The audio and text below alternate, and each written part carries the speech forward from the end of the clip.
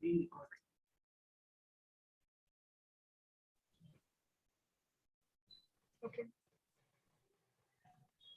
Good evening, everyone. I welcome CA Mukund Abhyankar ji, CA Alok Gadkari ji, and Mr. Priyaranjan Maurya, and Sameer Ladda, sir, who is Chairman and Treasurer at Pune ICAI. And let me introduce sir for recent circulars issued on GST for introducing some remarks on it. And thank you, Twinkle. Today's eminent speaker, C. Abhyankar sir and his team. Today's MOC Twinkle, all the August audience.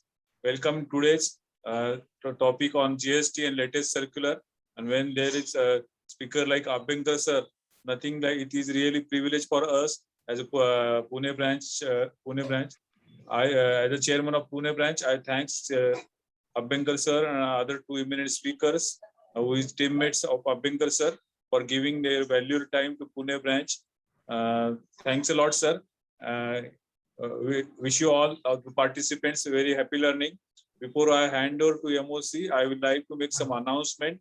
There is a very wonderful session on 1st of October, a full day physical session for practice growth. First physical full day program in last 2 days after COVID pandemic. So I request all the participants, please join these sessions. This is a very all speakers are very well known, and it will be very definitely help to boost your practice. So you, in my opinion, you must attend the program on 1st October, full day program physical at Pune branch of ICAI. Also, we are going taking Goa RRC on 2nd October to 5th October. On this all the detailed information already uploaded on website, and in messages are also scheduled. So participants, please join Goa RRC.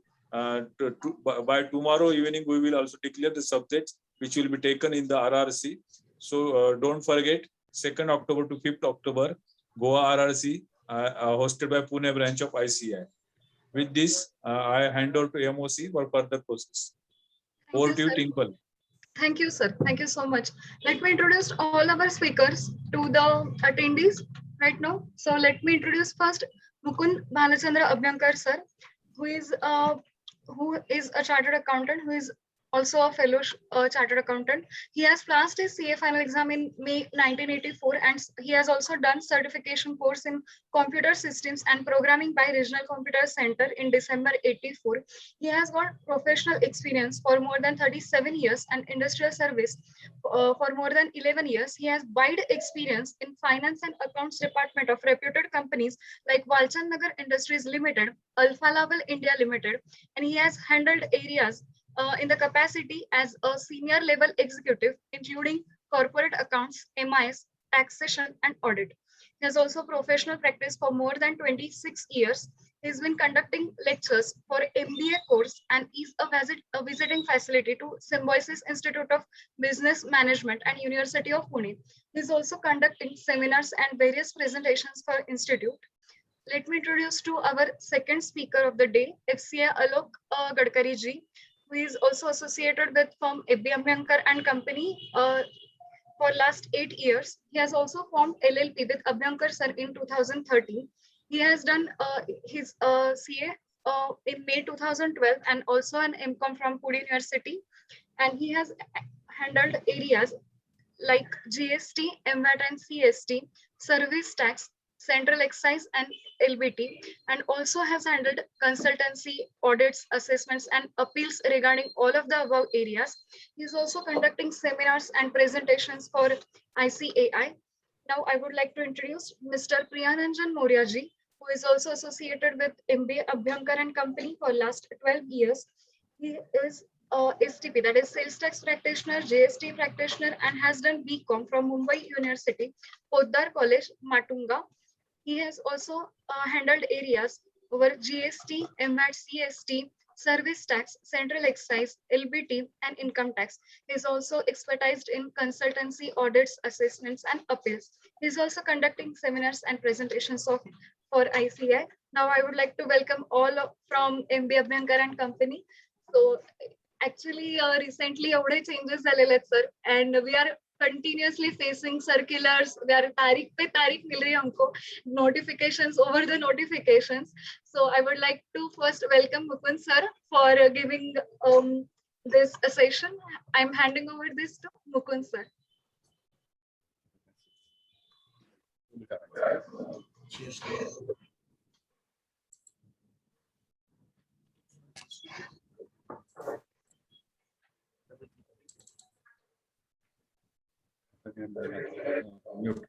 Yes, sir. It is. Your presentation is now visible to all the attendees. Yes, thank you, Twinkle, for nice introduction. Today, we are doing one webinar on some very latest topic. In the sense, the circulars which we are going to cover in this webinar are issued on 20th of this month. So hardly 5 days have passed. These circulars originate from one GST Council meeting, which was held on 17th September, and CBIC has issued circulars interpreting those particular matters.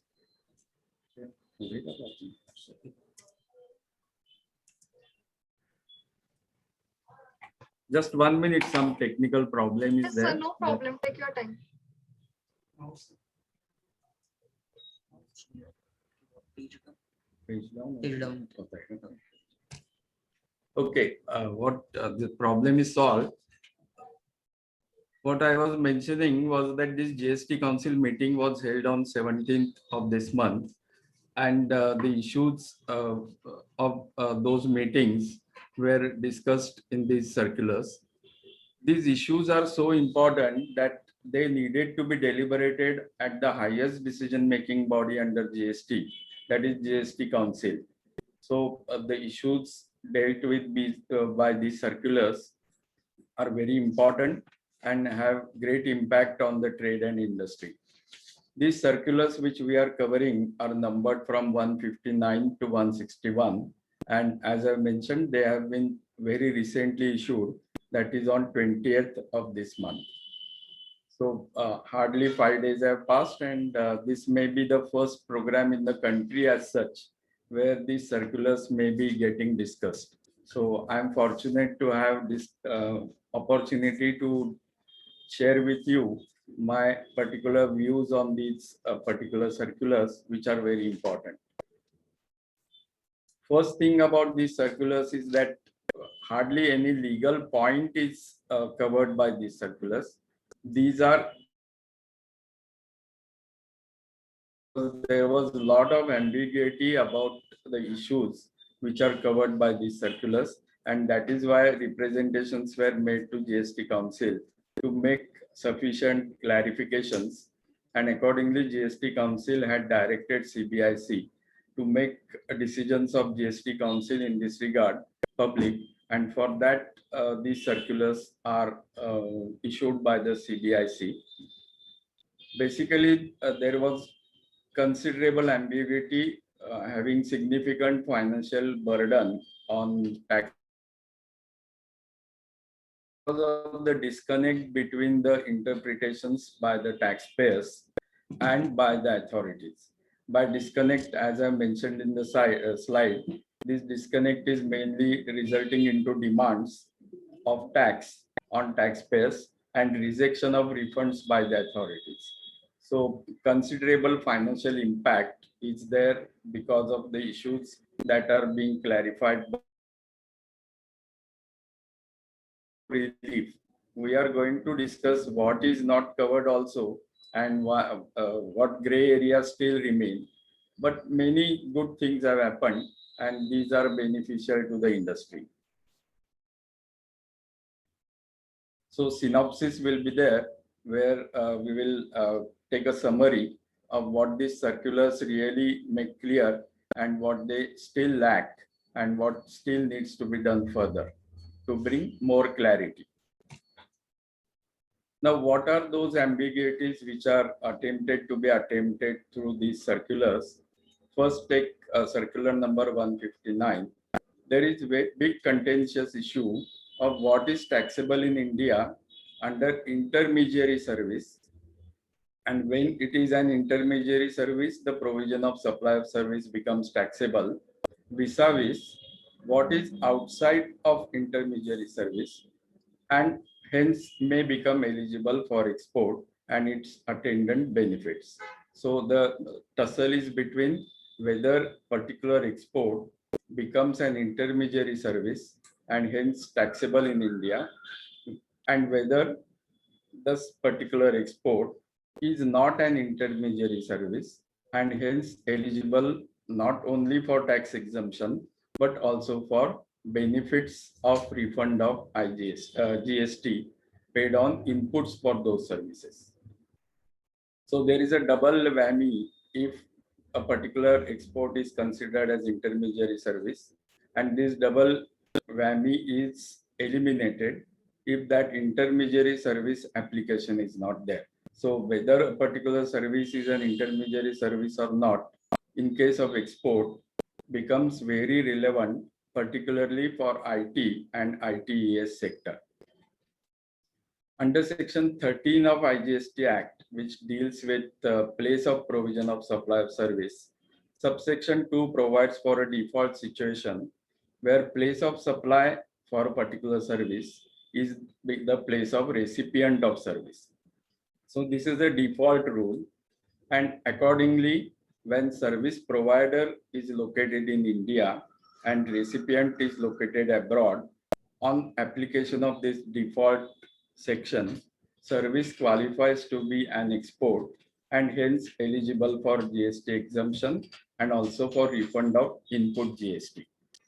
However, this default section number 2 is overridden by subsequent subsections from 3 to 13, of which subsection 8B denies export status for a service if it is an intermediary type of service, because in case of that service, the place of supply is defined to be place of service provider, which happens to be in India. So when the place of service becomes in India, it is obviously not an export. So even though from normal meaning of the term, service to some outside entity, it is an export, but from GST point of view, it doesn't remain to be export. And when it doesn't remain to be export, it causes significant financial impact on such service providers. So proper interpretation of the term intermediary service is very important to ensure that GST benefits are not denied due to revenue-minded restricted approach of authorities. So authorities are always searching for loopholes or drafting errors where they can make demands, and even though they are contested, a lot of time and money of taxpayers is spent in establishing what is just and proper for the taxpayer. So interpretation of terms, if it is clarified by CBIC, at least on those interpretations, there will not be any dispute raised by revenue authorities, so that some relief is available, because always taxpayer can quote that this interpretation is accepted by CBIC circular. So you have to obey that particular interpretation and not raise any unnecessary demand on me. Secondly, this circular number 160, it seeks to clarify certain technical and procedural issues which concern with date of debit note for being eligible for claiming of ITC. Secondly, for formalities in respect of e-invoice during transportation of goods, and about eligibility of refund on export of goods, which goods are subjected to export duty. Circular number 161, which is the last of the 3 circulars which we are dealing, seeks to provide clarification relating to concept of a term called as mere establishments of distinct persons. So this is a classic term under GST, which says that some establishments are only establishments of distinct persons. And when they are treated like that, any transactions of export between these two entities doesn't become export for the purpose of GST. So this dangerous term of mere establishments of distinct persons is a cause of concern for a lot of exporters from service industry, mainly IT and again ITES. So that if a particular export is not between mere establishments of distinct person, it gets the status of export and transaction doesn't become taxable under GST. And there is also possibility of claiming refund of input GST. So what this circular does is that it extends the status of export to transactions between incorporated legal entities. So what it does basically is that when the transactions of export of service happen between incorporated legal entities, these establishments are not covered by the term mere establishments of distinct persons, so that they become export for even GST purposes also. So there are doubts which are raised in this respect about export status of service supplied by an establishment in India to its associate establishment outside India. So there are numerous such transactions of export of service where establishment is providing service from India to its associate establishment outside India. So as we are all aware, many IT industries and IT units have their holding companies situated abroad.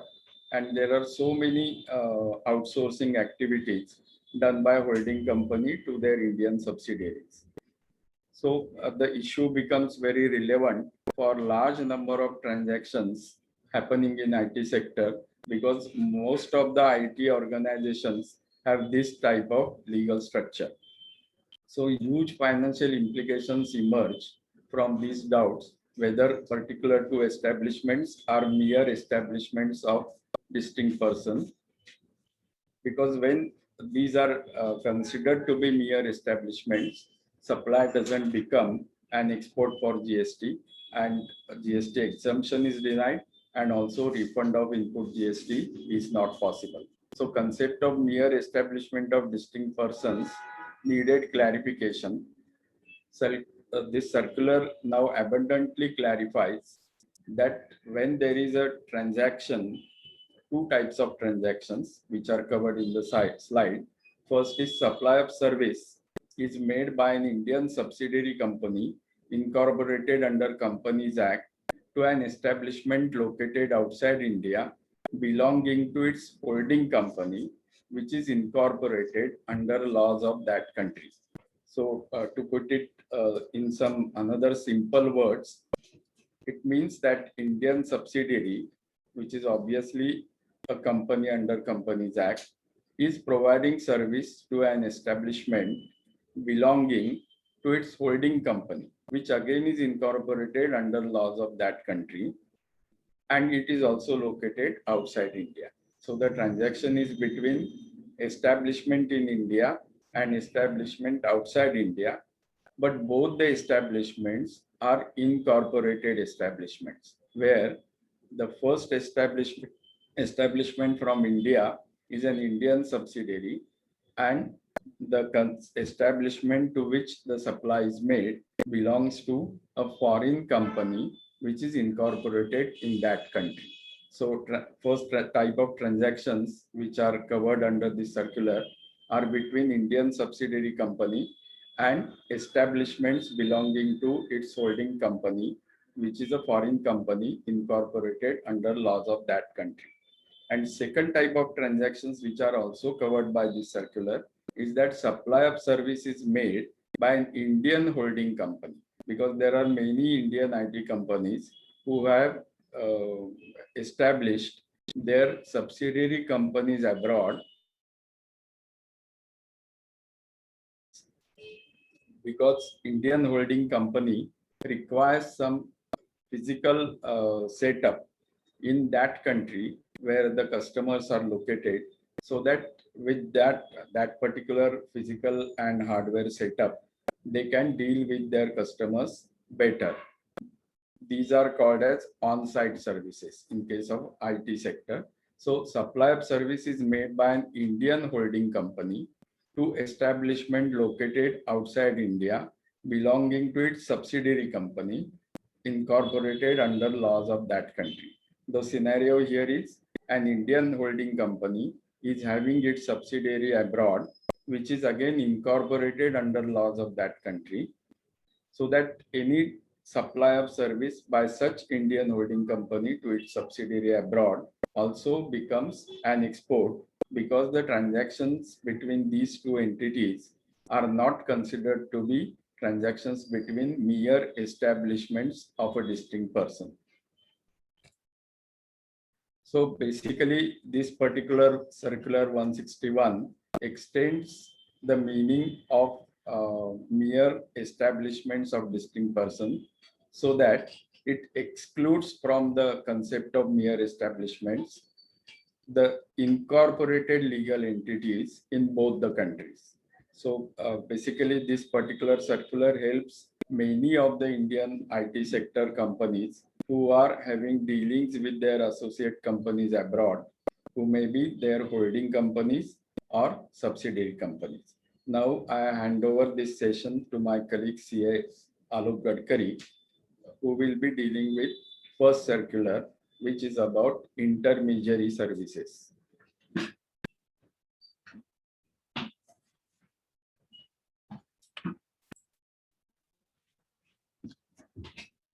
Thank you, sir. Good evening, everyone. I am C. Alok Gadkari. So first, I will like to take the opportunity to thank the Pune branch of ICA of WIRC and the Pune branch of Vikasa of WIRC for organizing the seminar today on the recent circulars issued under the GST. As sir has already given a brief introduction of today's topics, that we are going to discuss in detail, that is on intermediaries, export of services with respect to establishment of distinct persons, and ITC on debit notes, export refund, and e-invoicing. So today I will be covering the topic on intermediaries, and my colleague Priyaranjan Maurya will cover the remaining two topics, that is export of services and ITC. So first we will see that intermediary service is an old topic, or rather an old concept, which was defined in the Finance Act, and the legacy has been carried in the GST regime, but along with some disputes. So we can say that intermediary is a tug of war in the Indian indirect tax system.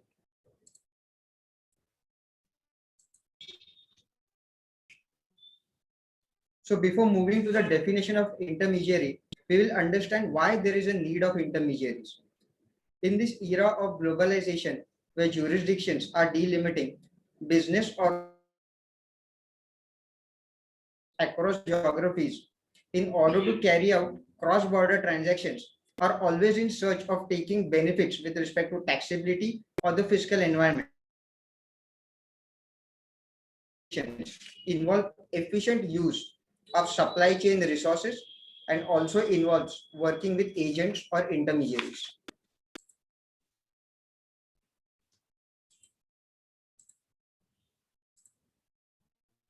So what does an intermediary means?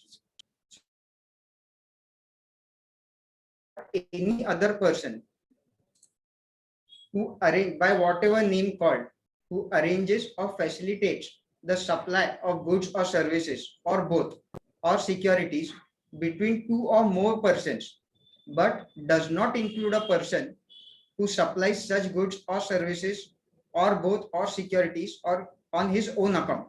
So we can say that intermediary is a person who brings the buyer and the seller together.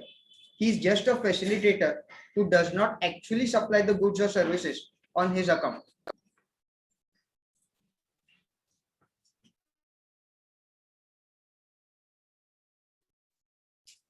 With respect to intermediary services, we can, in simple Marathi terms, we can say that he is a commission agent, not involved in the distribution practices. Now we'll come to the primary requirement, that there must be three parties, and out of that three parties, two intermediary person who will bring the buyer and the seller together. So now it is thus a natural corollary that the arrangement requires minimum of three parties, two of them transacting supply of goods or services, and one arranging or facilitating the said main supply. So an activity between two parties can never be said to be as an intermediary service, because the basic crux is that there has to be three parties, two principals and one agent. The next primary requirement is that there has to be two distinct supplies. One will be the main supply. So main supply is always between two principals, services or securities. Ancillary supplies, so that we can say that a supportive supply. So ancillary means providing necessary support to the main supply activities or operation of an organization. Main supply on principal to principal basis to another person cannot be considered as supplier of intermediary service, because ancillary supply is the service of facilitating or arranging the main supply between the two principals. So this ancillary supply is supply of intermediary service and is clearly identifiable and distinguished from the main supply. Third primary requirement is that the intermediary shall possess the character of an agent, broker, or any other similar person. If we go to the definition of intermediary, the definition itself provides that intermediary service provider means a broker, agent, or any other person by whatever name called. So this part of definition is definitely not inclusive, but specifically uses the expression means and does not expand the definition by including any other word such as and, includes, or etc. So we can say that an intermediary essentially shall possess the character of an agent, broker, who will be arranging or facilitating another supply, that is the main supply, between two or more other persons, and does not himself provide the main supply. So the role of intermediary is only supportive in nature. The third primary requirement is that intermediary does not include a person who supplies such goods or services or both or securities on his own account. So we can say that intermediary is in no way responsible for any supply of goods or services between the buyer and the seller, but his role is only to just bring them together. So what does the term on his own account be associated with?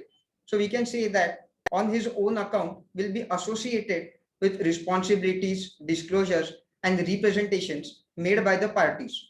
So if a facilitator arranges deals with the contracting parties in the principal capacity, then it can be said that he is supplying services on his own account. So whereas intermediary has no role in providing the main supply, but he is just responsible for ancillary supply. The next primary requirement is subcontracting for a service is not an intermediary service. This is a very important exclusion from this circular, that is, from intermediary is a subcontractor. First we'll understand what is the practice of assigning, outsourcing a part of the obligations and tasks under a contract to another person known as a subcontractor.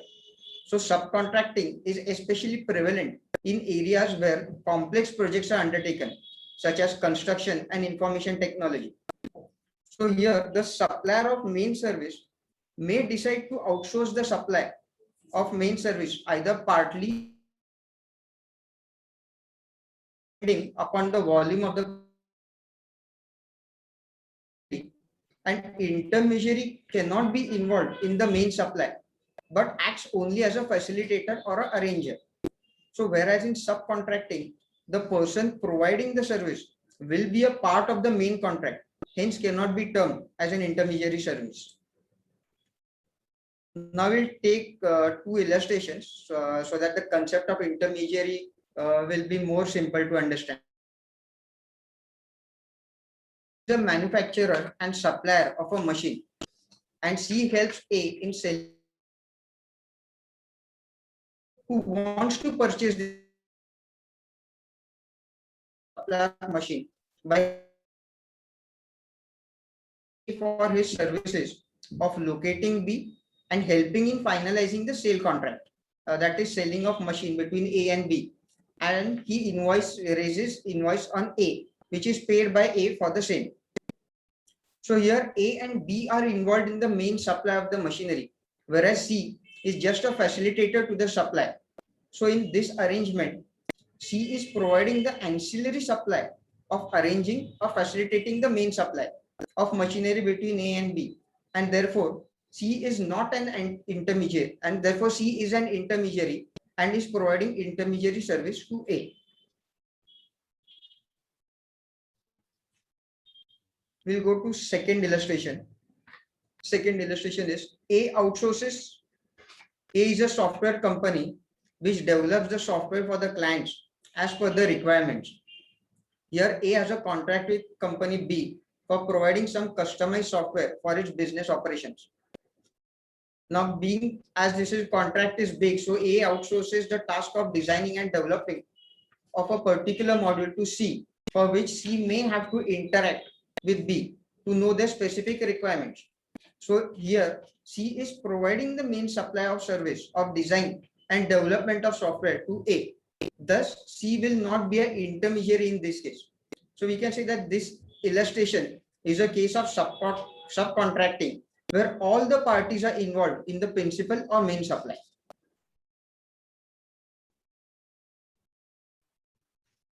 Now we'll come on GST on intermediary services provided in and outside India. First, we'll understand what is the motive for introduction of intermediary services with respect to services provided in India. Was basically introduced with a motive to tax cross-border transactions of services provided to persons situated in outside India, but the task is performed within the territory of India.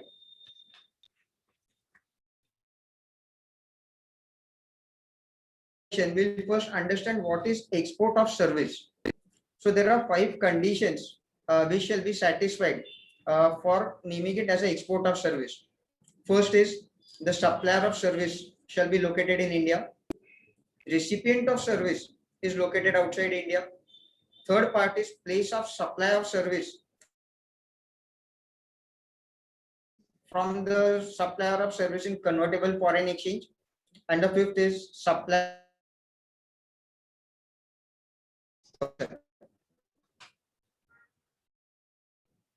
Now we'll understand what is the place of supply under GST. Sir has explained in the first session that the place of supply under the of the recipient of the services, whereas in the default section, however,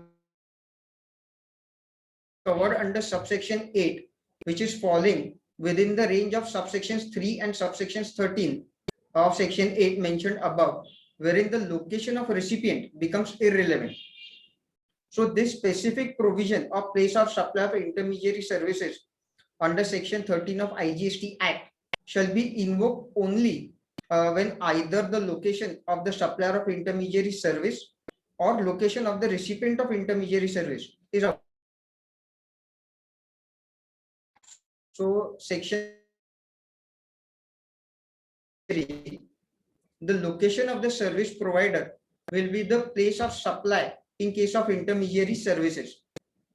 Thus, the service provider being located in India will obviously result in the place of supply of service being in India. So due to this particular section, there are hurdles for intermediaries who are providing services outside India. So we will discuss the hurdles. Basically, intermediary services under GST has always gained popularity because of the hurdle being faced by the service provider, which majorly disables the intermediary service to qualify as export of services. So what happens due to this, that the intermediary services to foreign entities are liable to GST and they cannot be considered as export of services. So in a crux, intermediary services in cross-border transactions are liable to CGST and SGST and they are not considered as export of services. So what happens due to this, that even an intermediary service provider satisfies all the conditions of export of services, the same will still not qualify as export of services and similarly will not have the benefits of export of services since it doesn't satisfy the basic condition of the place of supply being outside India. Now, what are the factors and intermediary cannot alter the nature or value of the service. So the supply of which he facilitates on behalf of his principal, although the principal may authorize the intermediary to negotiate for a different price, but basically he cannot alter the nature of the value of the service. Second factor is separation of value. The value of an intermediary, the main supply of service that he's arranging, because his services and is the identity and title. The service provided by the intermediary on behalf of the principal or the main supply. Now, what are the gray areas that are faced with respect to intermediaries? Now, we can see that there are many conflicting decisions by the court of law in case of pre-marketing and promotional services provided by an intermediary outside India. So we can see that there is no stable law as such, as each state has its own AAR in laws when the concepts were very clear prior to the GST law, that was in excise and service tax. If we see this case law of Toshniwal brothers, wherein the marketing and promotional services which were provided to foreign companies were held as intermediary services, vis-a-vis the marketing and promotion services in case of Dharmendra M. was said that it is not a conflict with each other.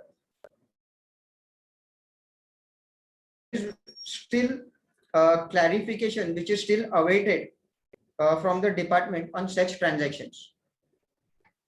Now I will request my colleague Shri Priyaranjan Maurya to conclude with the remaining two sessions, and then we will have the synopsis of the final presentation. Thank you.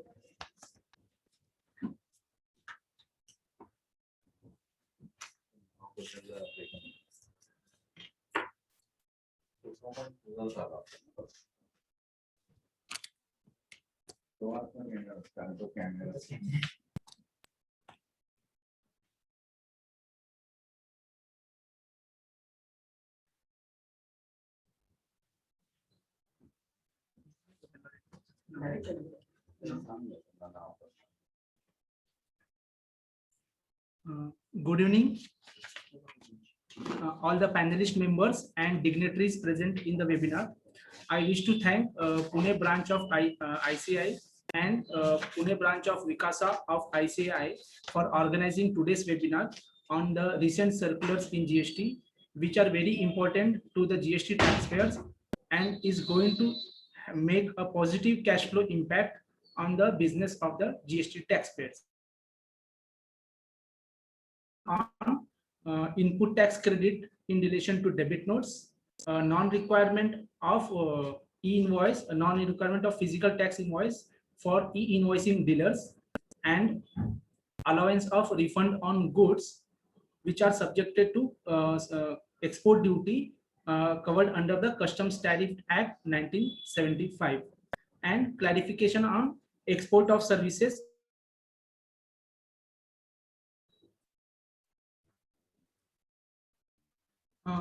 recently, as per the recent amendment circular, doubts have been raised.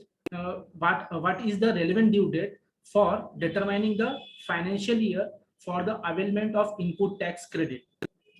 As we all know, the relevant criteria for determining the relevant financial year for availment of input tax credit in the financial year in which the invoice is raised, or the date of issuance of the invoice in relation to a debit note.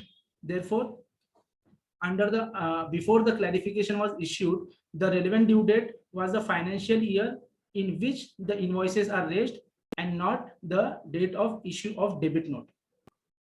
Therefore, and whether any debit note issued prior to 1st January 2021 or debit notes issued after 1st January 2021 are governed by the restricted provisions of section 16(4), and whether credit will be available for such debit notes.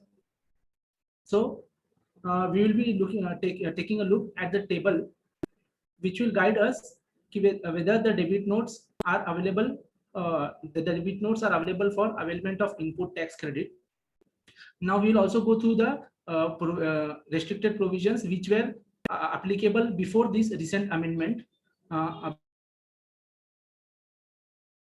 As we can see, the restricted provision was the date of availment of input tax credit will be guided by the due date of furnishing of return or for the month of September following the end of the financial year, to which such invoice or the invoice relating to such debit note or furnishing of relevant annual return.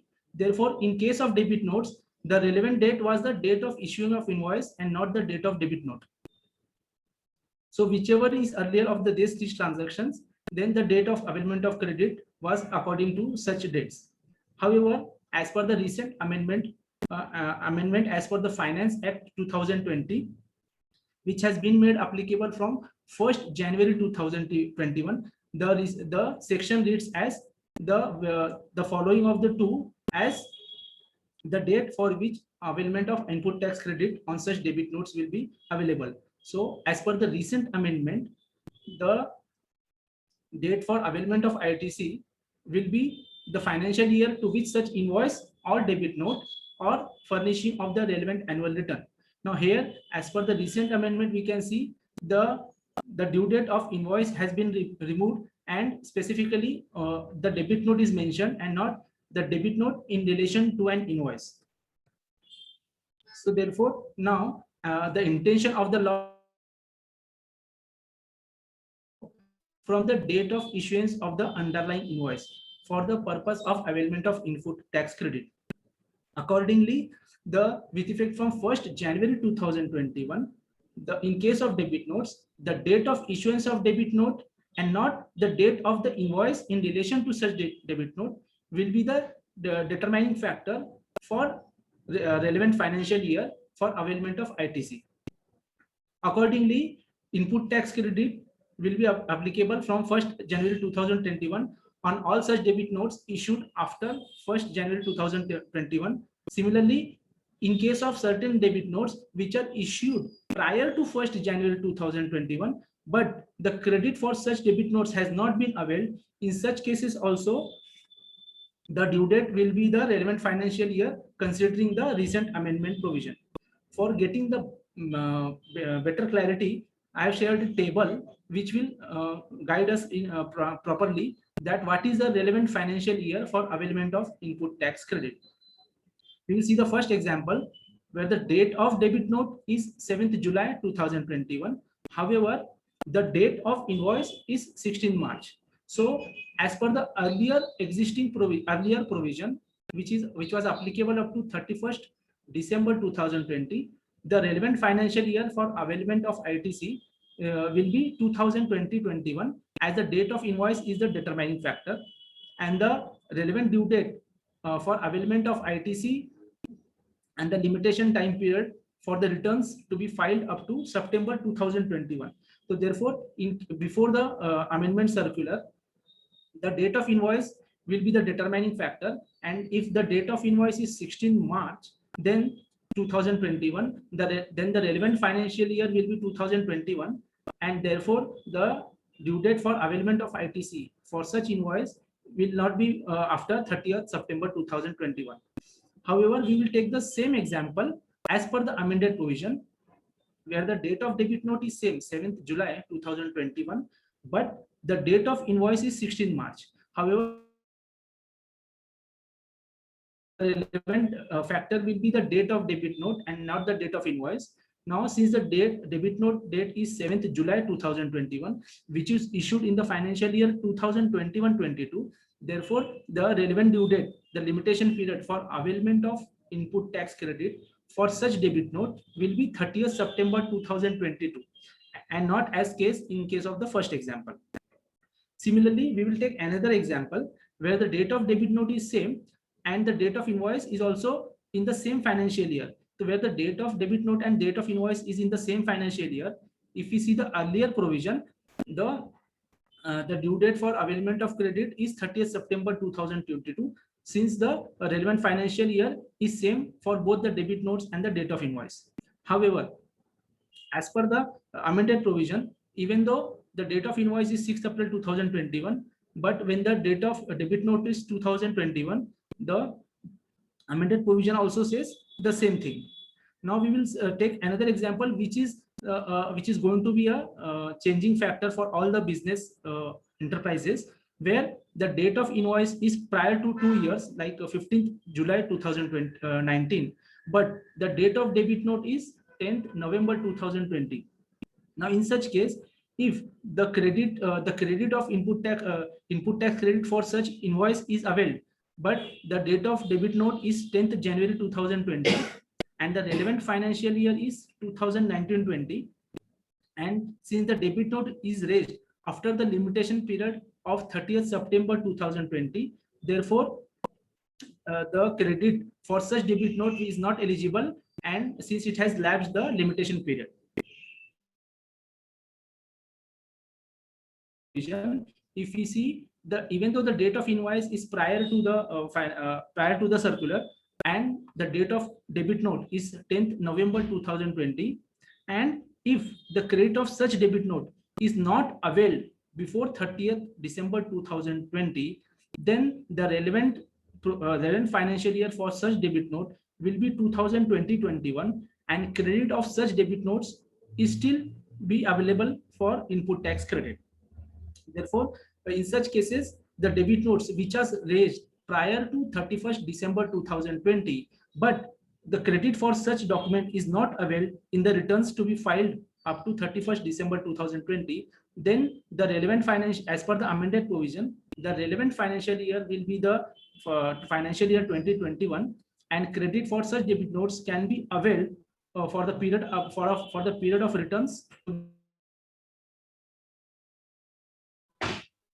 So we will make a conclusion of this issue, where in case the relevant date for availment of ITC on a debit note shall be the date of issuing of debit note and not the date of invoice in relation to debit note, and hence the limitation period for availment of input tax credit on such debit notes will be the financial year in which debit notes are issued, and not the financial note is issued. Now we will requirement of carrying physical copy of tax invoice during the movement of goods. Now doubts were raised whether physical copy of tax invoice is required to be compulsory taken while movement of goods in case of suppliers who have issued in e-invoices as per Rule 48 of the CGST rules, in case of e-invoicing taxpayers. So therefore, those dealers to whom e-invoicing provisions are applicable are not required to carry physical copy of tax invoices. However, those dealers are compulsory required to carry delivery challan and e-way bill. However, in such for those dealers, the physical copy of tax invoice is not required, and then they can take the soft copy or the QR code in which the invoice reference number is embedded, and all the information about the tax invoice which is filed online through e-invoicing software, and on the e-invoicing portal of the department is embedded in that QR code, and that QR code can be taken in a soft copy like in a mobile application and be shown to the respective officer during the movement of goods.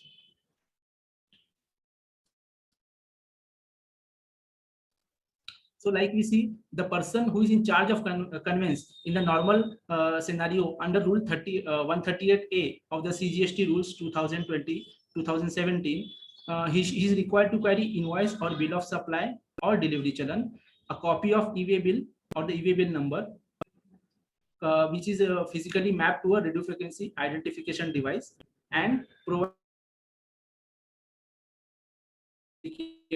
in case of e-invoicing of goods. Similarly, in case of import of goods, the person in charge of a conveyance is also required to carry a copy of the bill of entry along with the e-way bill. However, as per Rule 138A2, the documents which are required to be carried while in charge of conveyance is, in case of e-invoicing, the quick reference code which is embedded in the invoice, and the invoice reference number is generated, which can be produced electronically like on a mobile application or through a software.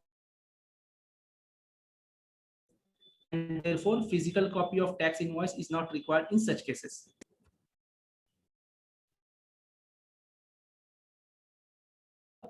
E-invoicing dealers to whom e-invoicing is applicable from 1st October 2020 based on the turnover criteria, those dealers have been exempted from carrying physical copy of tax invoice, and they can produce the QR code on their mobile to the officers who are physically available on the field for verification of the details in the tax invoice.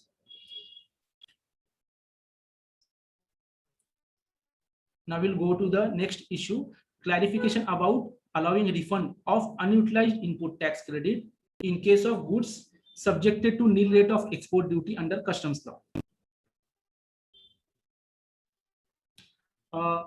As we all know, Section 54(3) of the CGST Act or the relevant SGST Act prohibited refund of unutilized input tax credit in case of exporters to whom the goods which are exported are having nil rate of export duty.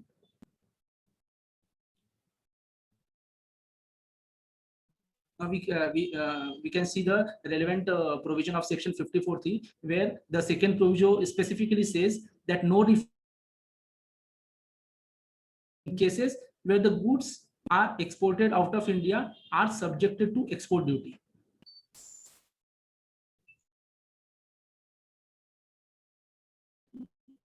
The goods which of export are not available for input tax credit. Therefore, as per the above clarification, however, as per the recent circular, the goods in respect of which either nil rate is specified in the second schedule to the Customs Tariff Act, goods which are fully exempted from payment of export duty by virtue of any customs notification, or the goods which are not covered in the second schedule of the Customs Act, the above said goods are not considered to be subjected to export duty under the Customs Act, and therefore no restriction of Section 54(3) will be applicable to such goods, and full refund will be allowed for such goods. There is a confusion key that export duty means a duty charge on export of goods under the GST Act. However, it is specifically mentioned that the goods which are subjected to export duty as per the Customs Act. So therefore, in such cases, we have to see this restricted provision is not based on the Tariff Act of GST, but the Tariff Act of the Customs Tariff Act 1975. Therefore, if such goods are specifically mentioned in the Customs Tariff Act, but they are fully exempted or not, either not covered under the same second schedule, or specific nil rate is specified in the second schedule, in such cases these goods will not be covered as per the restricted provision of Section 54(3) and will be available available as export of goods and liable for full refund of unutilized input tax credit. Now we will move to the the last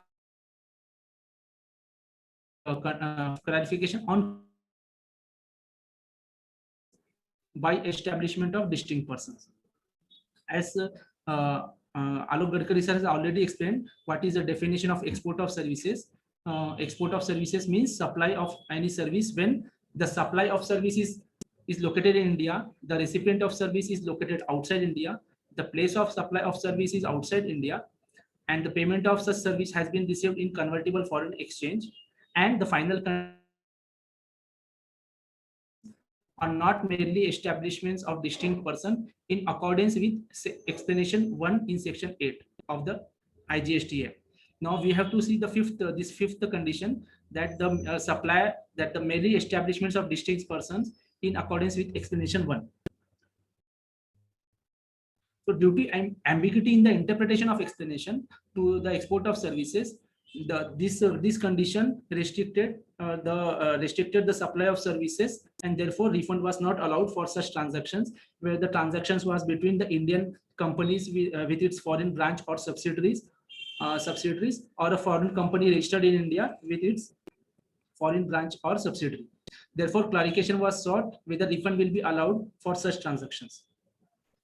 Now, what explanation 1 says, for the purpose of this act, an establishment in India and any other establishment outside India, an establishment in a state or union territory and any other establishment outside that state or union territory, an establishment in a state or union territory and any other establishment being a business vertical registered with the respective state, then such establishment shall be treated as establishment of distinct persons. So as per the above explanation 1, all these establishments of the said person are considered as establishments of distinct person. Similarly, there is another explanation for branches. A person carrying on a branch on a business through a branch or an agency or a representation office in either territory shall be treated as having an establishment in that territory. Now we will further see the relevant definitions so as to why this clarification circular was required. As you can see, the definition of person under the CGST Act, which was made applicable to the IGST Act also, which covers a company incorporated in India and a body incorporated by or under the laws of a country outside India, which is a foreign company. And further, the definitions of company and foreign company as per section 2 of the Companies Acts are also given. A company means a company which is incorporated under the Companies Act or under any previous law, and a foreign company which is a company or body corporate incorporated outside India, which has a place of business in India, whether by itself or through its agent physically or through electronic mode, and conducts any business activity in India in any other manner. Now the fifth condition for determining the distinct person, the services by one establishment of a person to another establishment of the same person was considered as establishments of distinct person as per explanation 1, and therefore cannot be treated as export of service. In other words, any supply of services by an establishment of a foreign company in India to any establishment of the said foreign company outside India was not covered under the definition of export services. So here we can see the chart, which gives us a good clarity. Services provided by one establishment of a person to another establishment of the same person is considered as establishment of distinct persons as per the explanation 1 of section 8, and therefore not treated as export of service. Similarly, as per explanation 2, when foreign company conducts business is located in India, is treated as an establishment of the said foreign company. Similarly, when a company incorporated in India is operating through a branch in any country outside India, then such branch or office is also treated as establishment of the said company. So therefore, is for all this and therefore not considered as export of services in case of transactions between these entities. So therefore, what has been clarified is that specific any supply of services made by a branch or an agency or representation office of a foreign company not incorporated in India to any establishment of the said foreign company outside India. It means any branch or any and therefore to its any establishment of the foreign company outside India shall be treated as establishments of distinct person, and therefore such transactions shall not be considered export services. Similarly, any services by a company incorporated in India to its branch or agency or representational office located in any other country and also not incorporated under the laws of the said country are also considered as supplies between establishment of distinct persons and therefore not treated as export of services. So here we have prepared a chart which gives a clear distinction. Any supply branches, agencies, or its representational offices located outside India and not incorporated under the laws of the said country are considered as supply between distinct persons and cannot be treated as exports. Therefore, considering both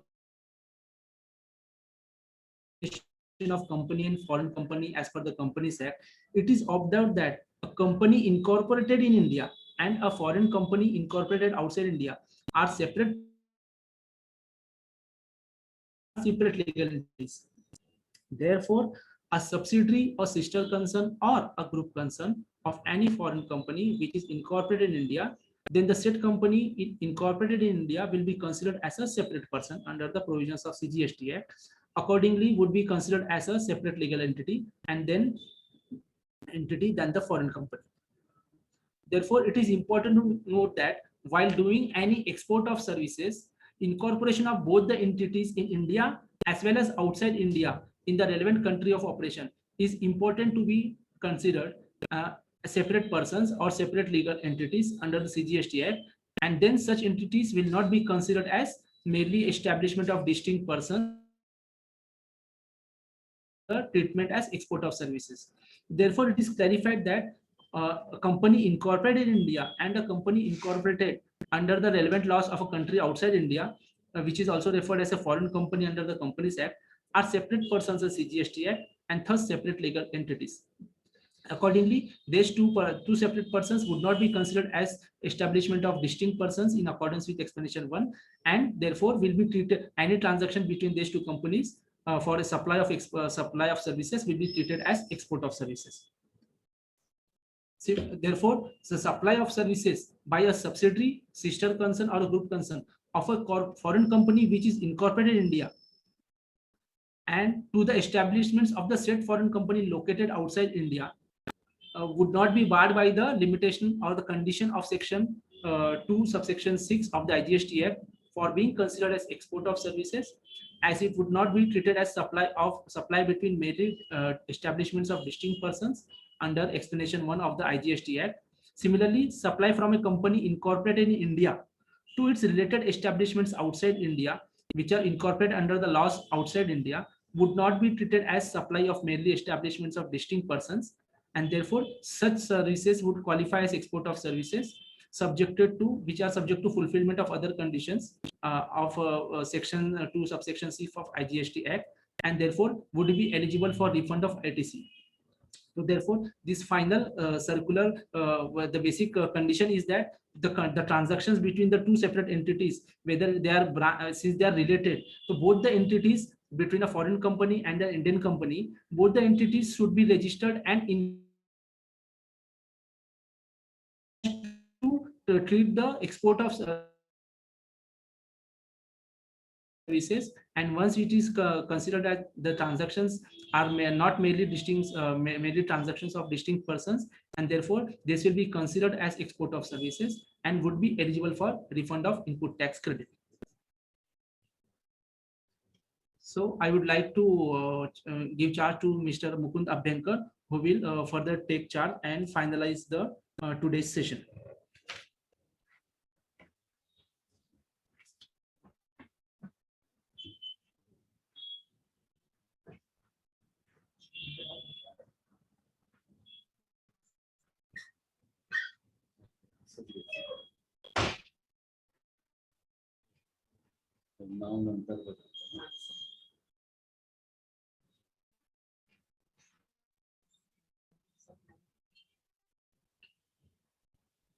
Thank you, Priya.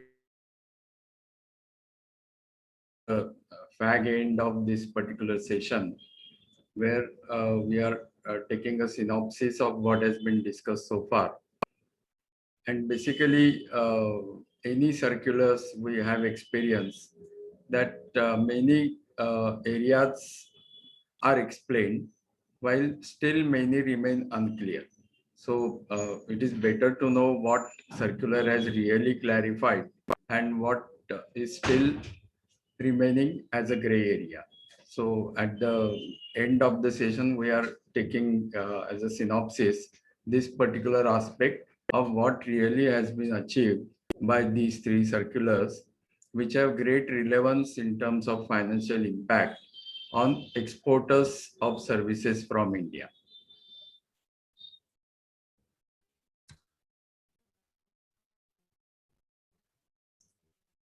Now, taking to our experiences while we deal with tax authority, certain ambiguities to their advantage while they take revenue minded approach and raise demands or deny refunds, which are normally considered to be eligible when the principles of natural justice are applied.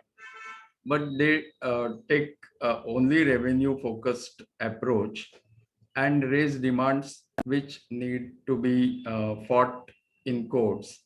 And as it happens, very fractional percentage of those demands finally remain justified in the court while the decisions are delivered by the judges. So that these demands so far has been experience of the taxpayers are just inflated demands. They create a wrong picture in the government revenue estimates and do a lot of injustice to the taxpayers. So this is particularly a hindrance to ease of doing business in India. But lately, we have seen the approach of the government is changing. And as and when representations are made to the government, they consider the difficulties of taxpayers and within their limitations of bureaucratic way of functioning, they try to make certain things clear. What had happened in case of intermediary service was that tax authorities had begun treating back office service providers or BPO entities as intermediaries, denying export status to their service to their overseas entities, which were made their own subsidiaries. So we have seen that India had become a global technological hub for many foreign companies, where research centers are established in India or online support is made available to global customers of many MNCs. So the services are outsourced to these Indian entities and they are wrongly considered as intermediaries and therefore their activities don't become eligible for export. So had tried to address is an issue of an intermediary service when an entity is arranging and facilitating the supply of goods or services between two or more parties. So anyone, what this circular has made clear, which was already there in the provision, that anyone who is supplying goods or services on his own account is not an intermediary. So basically the case of all majority of Indian IT and ITES sector falls within this category.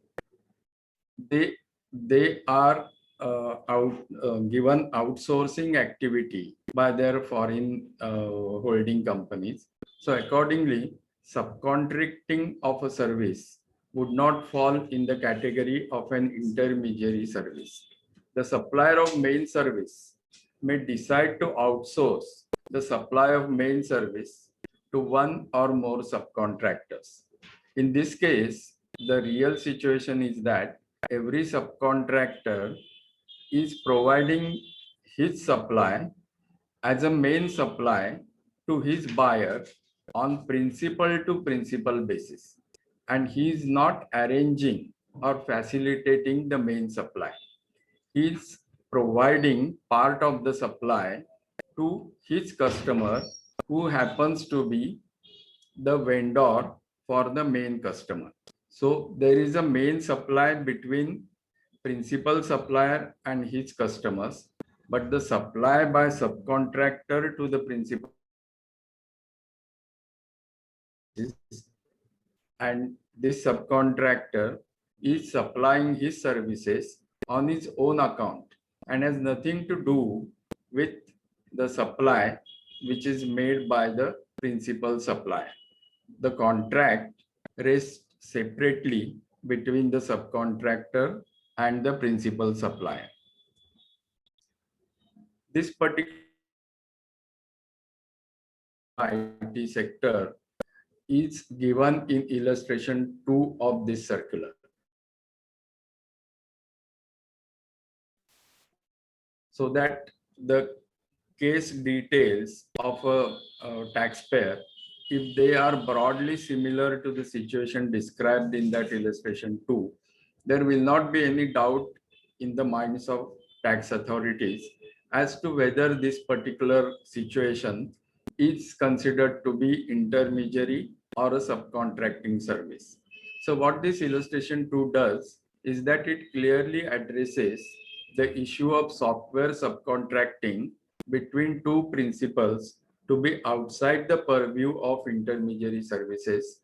And if, as mentioned in Circular 161, which is already discussed, if these two are legal entities, then even Indian subsidiaries of foreign IT companies will be entitled for export, because in that case, their services will neither be treated as intermediary services and nor as transactions between mere establishments of a distinct person.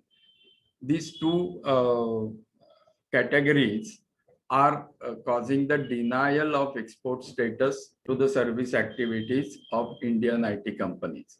So either their services are considered as intermediary services and hence they are denied the export status, and or they are also treated to be mere establishments of fulfill the conditions for export of service as given in the GST law. So neither of the service is in the nature of subcontracting or outsourcing, and the transaction is between two legal entities, one from India and one from abroad. So Circular 159 and 161, when they are taken together, clarify that back office services provided by Indian companies to their incorporated associate or holding companies would be considered as exports and not intermediary services.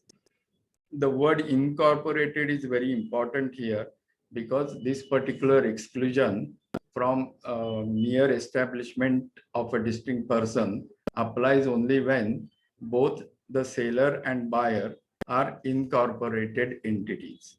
So incorporation in India and incorporation under foreign laws of seller and buyer respectively is very important. This particular clarification will free up hundreds of crores of tax refunds which are held up for IT-enabled services and R&D sector units, and they are facing considerable cash crunch because of narrow-minded and revenue approach of tax authorities when they are raising tax demands for not considering their services as exports, and also denying refunds because they are not clarification will free up many of the IT units from two clutches. One, tax demand, and another, denial of export related refunds. However, what this circular 151 from 159 fails to do is that intermediary is a big set, because the definition of intermediary says that one who facilitates or arranges the main supply. And therefore, this particular big set includes one subset which is of outsourcing sector that has been already made out with these circulars. But one big sector which remains still inside the category of intermediary as per tax authorities, it includes firms, services to software for foreign-based firms. There is a, as Alok Gadkari has mentioned, there is a pending litigation validity of imposition of IGST on firms that engage in market. As he has also mentioned, High Court of Gujarat in March admitted a petition to review its own decision on such firms. The matter pertains to the place of supply for such firms, like indenting agents in technical terms. The place of supply is deemed to be within India. To describe what that particular issue is, there are so many marketing and promotion agents appointed by foreign companies for identifying potential buyers in India for the products or services of their foreign associates. So these particular people and entities who represent foreign companies for their products and services merely approach and promote potential customers. So actually, they are not really engaged in actual transaction of sale and purchase between one actual buyer and one actual exporter from foreign country. They only identify the potential customers and approach those potential customers with their with the foreign company's products or services and try to promote their products and services. They don't actually take any role in finalizing of a sale transaction. So hardly they can be said to be party or intermediary for a sale transaction.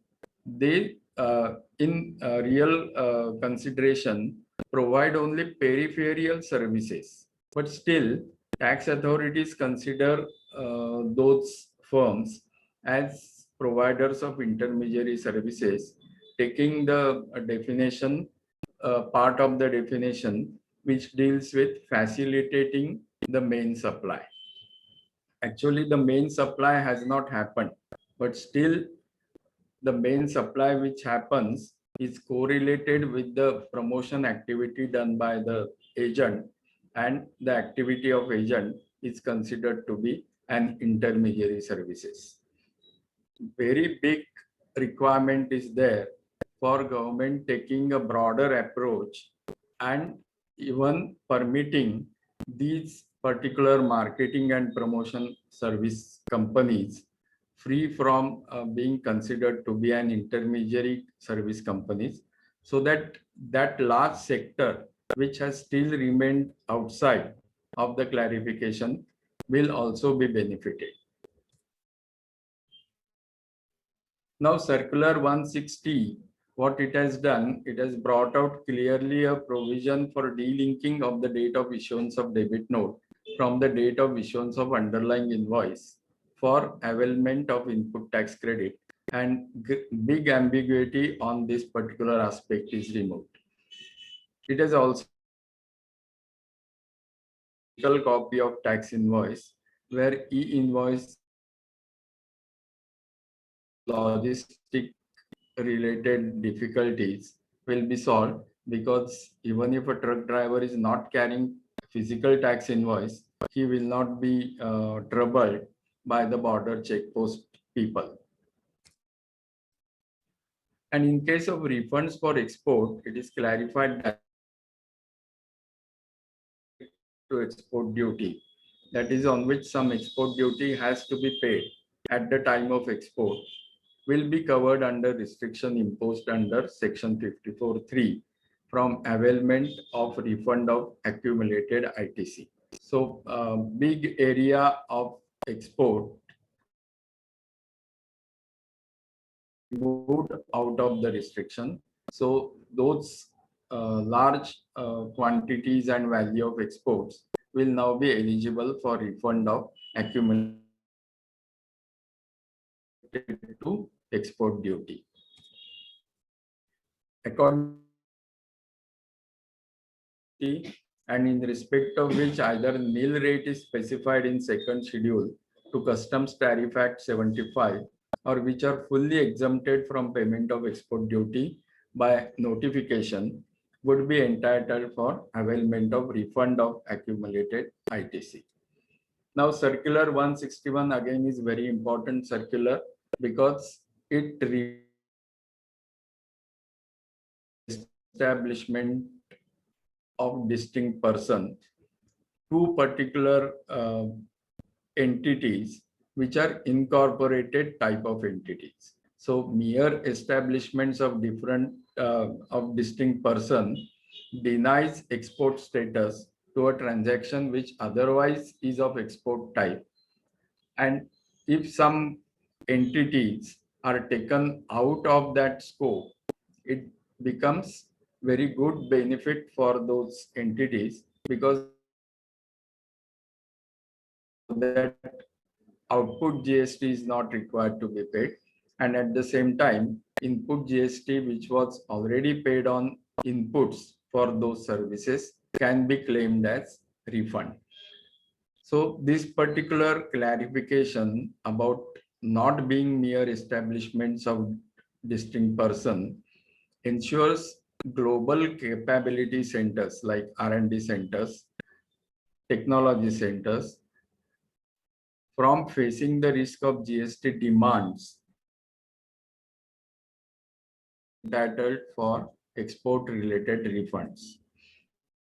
IT and ITES sector therefore has got a major breather from clarification in this, that a company incorporated in India and a company incorporated by or under the laws of a country outside India are separate persons under CGST and thus are separate legal entities.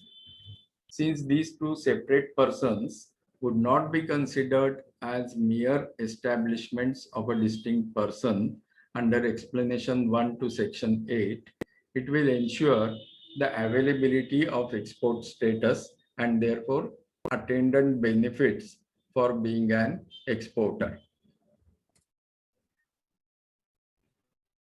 However, still an area which has not yet been addressed is in case of issue of services provided by foreign subsidiary companies to their holding companies in India.